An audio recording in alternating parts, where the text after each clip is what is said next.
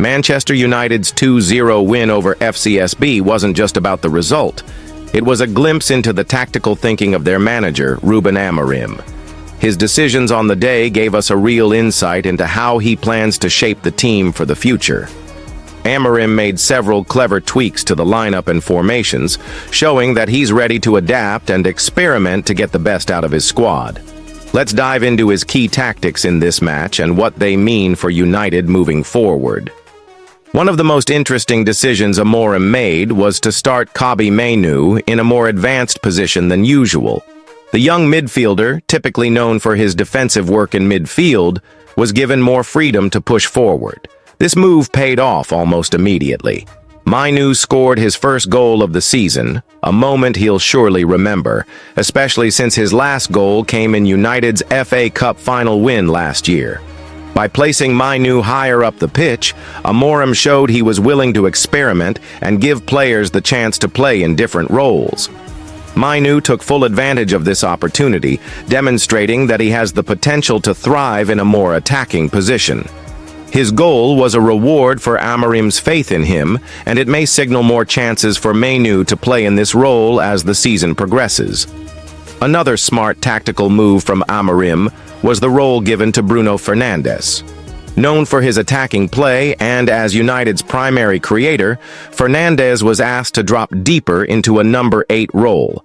Instead of staying closer to the forwards, he played further back, collecting the ball from the defense and linking up play from midfield. This deeper position allowed Fernandes to dictate the game from a central position, controlling the tempo and providing key passes to the attackers ahead of him. His vision and creativity were key in transitioning the ball forward quickly, and his work in midfield added more balance to United's play. This is another sign that Amorim is thinking about using his players in versatile ways, not just sticking to their usual positions. The second half was where the match really started to open up, thanks to the substitutions made by Amorim. At the break, he brought on Alejandro Garnacho and Amad Diallo to replace Tyrell Malacia and Toby Collier. These changes had an immediate impact, especially in the wide positions. Garnacho and Diallo provided much-needed pace and width on the flanks. Their direct runs and ability to take on defenders created new attacking options for United. With both players out wide, the team was able to stretch FCSB's defense, which opened up space in the middle for Mainoo, Fernandes, and others to get involved in dangerous areas. Both of United's goals came from low crosses into the box, highlighting how effective the wide play had become. Garnacho and Diallo's ability to deliver dangerous balls into the penalty area allowed United to create quality chances and ultimately score. Amorim's decision to introduce fresh legs with these substitutions was crucial, and it showed his ability to make the right calls at the right time. From start to finish, Manchester United always looked in control of the match. Even though FCSB were fighting hard, United's structure, midfield control, and attacking play meant they were never really in danger. Amorim's tactical decisions ensured that the team kept possession and looked dangerous going forward, all while staying organized at the back. This win extended United's unbeaten streak in the competition, which is no small achievement. In a tournament where the ultimate prize is a Champions League spot, remaining unbeaten is a sign of strength and consistency. Amorim's tactical approach seems to be paying off, as United are the only team still unbeaten in the competition. This could set them up nicely for the knockout rounds in March. With this victory, United are now in the last 16 of the competition, and they'll face one of 4 tough opponents: Real Sociedad, Galatasaray, AZ Alkmaar, or FC Midtjylland. Each of these teams will present a new challenge, but Amorim's tactical flexibility will be crucial in how United approaches these games. Amorim has already shown that he's not afraid to try new things and adjust his tactics during a match. Whether it's through changing player roles or making key substitutions, he's demonstrated that he's capable of adapting his strategy to get the best results. This could prove to be vital in the knockout stages, where every decision can make the difference between advancing or being knocked out. Overall, Ruben Amorim's tactical choices against FCSB highlighted a lot of positive signs for Manchester United. His willingness to experiment with player roles, make bold substitutions, and stay in control of the game shows that he's thinking long-term. With players like Kobbie Mainoo, Bruno Fernandes, Alejandro Garnacho, and Amad Diallo thriving under his guidance, United fans can feel optimistic about the future. After Manchester United's win over FCSB was full of tactical tweaks, which might indicate manager Ruben Amorim's long-term thinking. Amorim opted to start Kobbie Mainoo in a more advanced position, and the midfielder rewarded the Portuguese's call with his first goal of the season, having not hit the net since United's win in last season's FA Cup final. Behind him, Bruno Fernandes played as a number 8, collecting the ball in deeper pockets and feeding those ahead of him. The Red Devils looked much stronger once halftime substitutes Alejandro Garnacho and Amad Diallo were in the wide positions, with the pair replacing left wing-back Tyrell Malacia and defensive midfielder Toby Collier at the break. Both United's goals came from low crosses into the box. Ultimately, United always looked in control and, in a competition where the winner gets a Champions League spot, are the only side still unbeaten. They will play one of Real Sociedad, Galatasaray, AZ Alkmaar, or FC Midtjylland in a last 16 tie in March. Manchester United warned Sir Jim Ratcliffe's next decision hinges on Ruben Amorim. Sir Jim Ratcliffe has made several decisions unpopular with supporters since the Glazers delegated responsibility for the management of football operations to Ineos. Manchester United supporters may face further ticket price rises next season should the club not qualify for any UEFA competitions this campaign. Matchday ticket prices rose to £66 last year, with the Reds no longer making concessions for children or pensioners. United alluded to the change being a very hard decision they had to make as they focus on cost saving and aim to put the club on a stronger financial footing by looking for opportunities to increase their revenues. Fans now face fresh warnings that the cost of attending Old Trafford could continue to rise.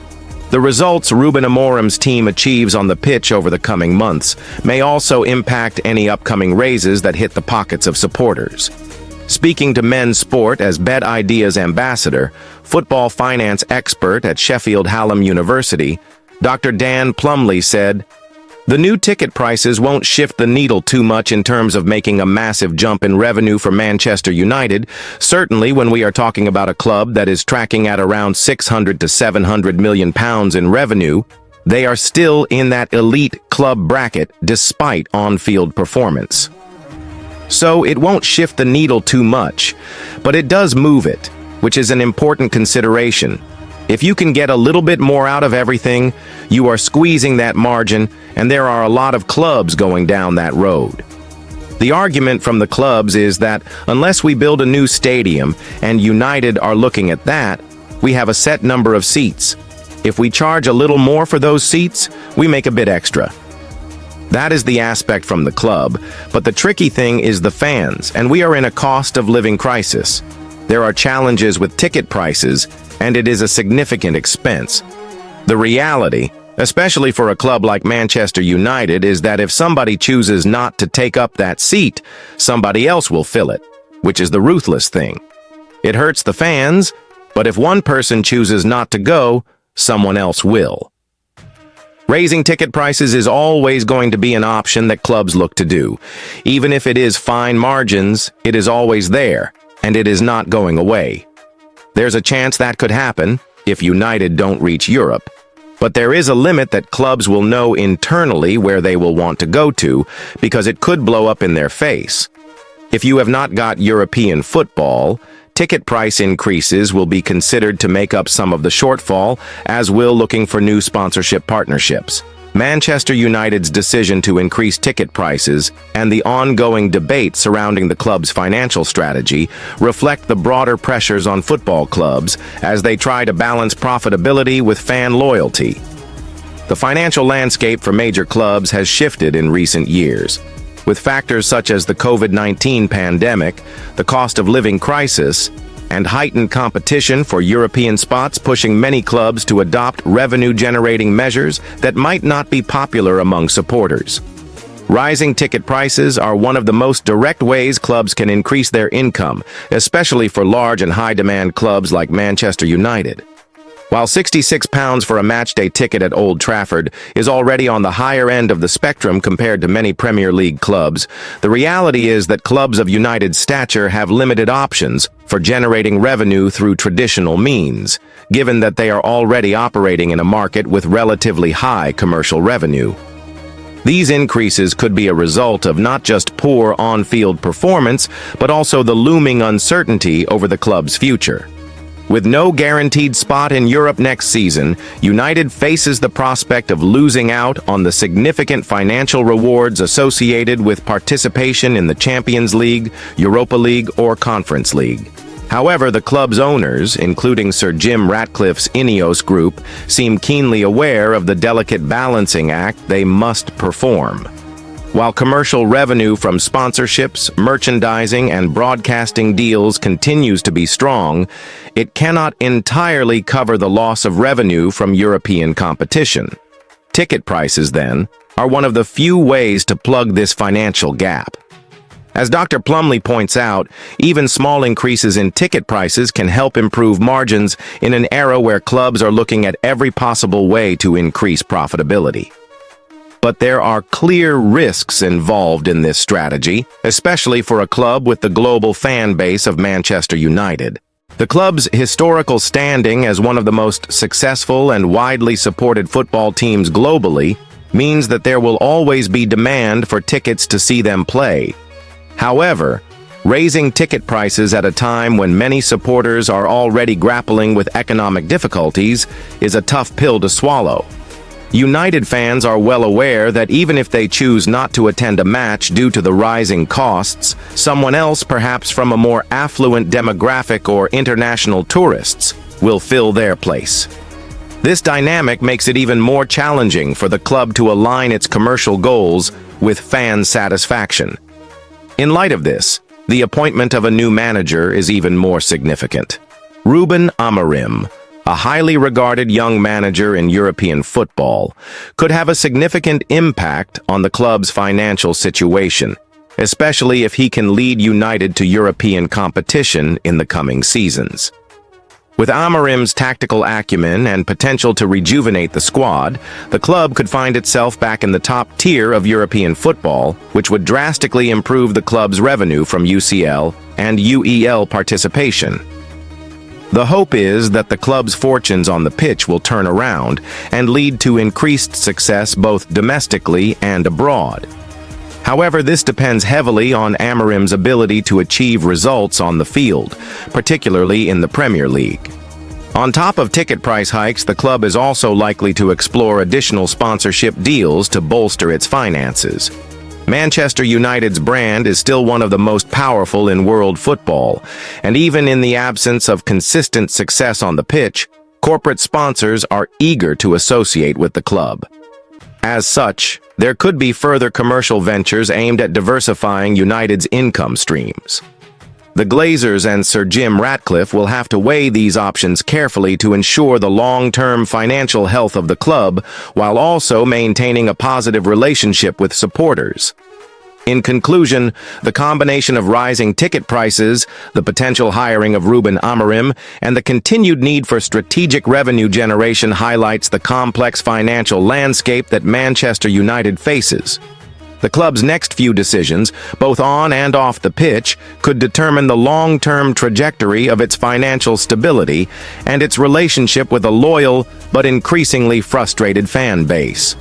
For supporters, the challenge will be finding a balance between the club's financial needs and their own ability to afford the cost of attending matches. As United navigates these tricky waters, it will need to keep in mind the delicate relationship between its financial goals and the passion of its supporters. Manchester United are close to finalizing the signing of Patrick Dorgu, the talented 19-year-old Danish left-back from US Lecce, in a deal worth €30 million plus €5 million in add-ons. According to reliable transfer expert Fabrizio Romano, Dorgu is expected to undergo his medical tests tomorrow, Friday, after FCSB's match at the National Arena in Bucharest. The deal has been in the works since Wednesday, when Manchester United and Lecce reached a verbal agreement on the transfer fee. Once the medical tests are completed, Dorgu will fly to Manchester to finalize the move and join his new team. Dorgu has been one of the standout players in Serie A this season, catching the attention of several top clubs. However, Manchester United moved quickly to secure his services, ensuring that they add a promising young defender to their squad. The club has been strengthening their team in various positions, and Dorgu's arrival adds important depth to the left-back position, which has been a problem area in recent seasons due to injuries. In previous years, Manchester United have often had to rely on makeshift options at left-back, as injuries have affected their regular defenders. Dorgu's arrival provides the team with a fresh, reliable choice at the position. Known for his speed, skill, and solid defensive abilities, the young Danish defender has impressed in Serie A, and his addition will strengthen United's defense. Patrick Dorgu is expected to bring much-needed stability to the left-back role, and his performances for Lecce have shown that he can be a valuable asset to United's squad. As a quick and skillful defender, he has the ability to both defend solidly and contribute going forward, offering Manchester United more options in attack as well. This move is seen as an important step for Manchester United as they continue to build a squad that can challenge for top honors in both domestic and European competitions. The club's management has been keen on improving their squad depth, and the signing of Dorgu highlights their intent to continue improving. Fans of the club will be excited to see how the young defender adapts to the Premier League and whether he can make an immediate impact in what has been a competitive season for United. With a busy schedule ahead, Dorgu's addition could be a key factor in helping the team navigate the challenges of the season and achieve their goals. In summary, Manchester United are about to complete the signing of Patrick Dorgu from US Lecce for a transfer fee of €30 million plus add-ons. The 19-year-old left-back will provide valuable depth in defense and help strengthen the squad for the challenges ahead. His quickness, skill, and solid defending abilities have already made him a standout player in Serie A, and now he will look to impress in the Premier League. Patrick Dorgu continues to be a transfer target for Manchester United as the January window rolls on. United had opened talks with Lecce over signing Dorgu before the February 3rd deadline. Patrick Dorgu is closing in on a move to Manchester United. Former Lecce captain Fabio Lucioni has revealed he would have encouraged Patrick Dorgu to sign for Manchester United this month. Dorgu, 20, is closing in on a blockbuster move to Old Trafford after a reported £31.4 million fee was agreed. The versatile wingback is set to become the first signing of the Ruben Amorim era. He has made 57 appearances for Lecce since joining them from Danish side Nordsjælland in 2022 and has been capped 4 times by Denmark. Dorgu is recognized as one of the most talented defenders in Serie A, and United have moved fast to secure his services amid interest from Chelsea and Napoli. Dorgu is anticipated to sign a 5-year contract at United and would strengthen that left-hand side with Diogo Dalot having played in that position over the last couple of weeks. It's an area that Amorim has wanted to bolster, and it's looking like he has got his man, although a deal has not yet been completed. From Dorgu's point of view, it's a move that is right for him, according to his former teammate Fabio Lucioni, who has reacted to the defender's proposed switch to United. He told TMW, "I would have already bought him a plane ticket. I say this in a positive sense because he is a boy who has made an important journey in the youth sector. He has shown that he can compete in a higher level of football than the one you experience in Lecce, so it's right that he goes." Meanwhile, Dorgu's former boss in Denmark has offered some advice to Amorim on how to get the best out of his new addition. FC Nordsjælland technical director Alexander Regay spoke to Sky Sports, having brought Dorgu to the club many years ago. He said, "Patrick is definitely coachable. He is a very good listener. He is not a guy who speaks a lot. He is quite silent, and you have to be a little patient when you are asking questions because he is a thinker.